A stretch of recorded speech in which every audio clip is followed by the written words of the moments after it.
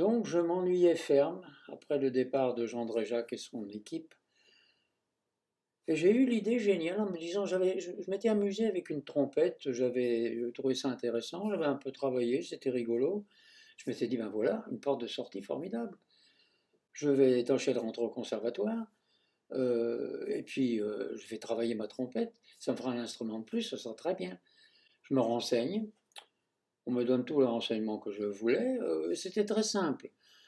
Il suffisait que je fasse acte de candidature à une musique de la place de Paris, une musique militaire.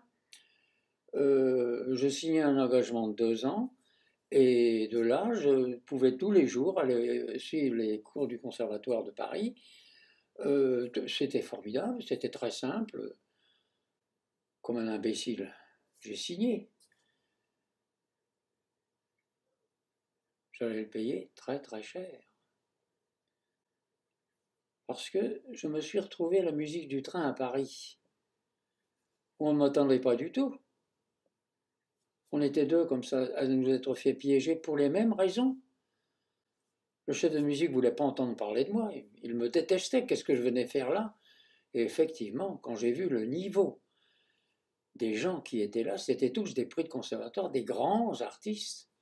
J'étais un minable par rapport à eux.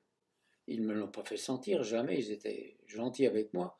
Mais je sentais bien que je ne tenais pas la distance, que je n'étais pas du tout dans mon milieu. Le chef me détestait. Il ne manquait pas une occasion de me ridiculiser devant tous.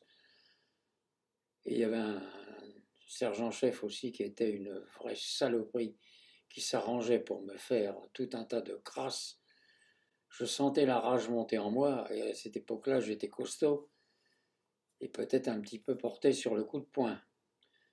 Et je me suis dit, si jamais je fais une bêtise de ce genre, alors il n'y a qu'une seule façon de pouvoir s'échapper à ça. Je suis allé à l'état-major, et j'ai fait acte de volontariat pour la guerre d'Indochine. J'ai signé, et je suis parti. Mal m'en a pris. Enfin, quand on est jeune, on fait des bêtises dont on paye le prix beaucoup plus tard.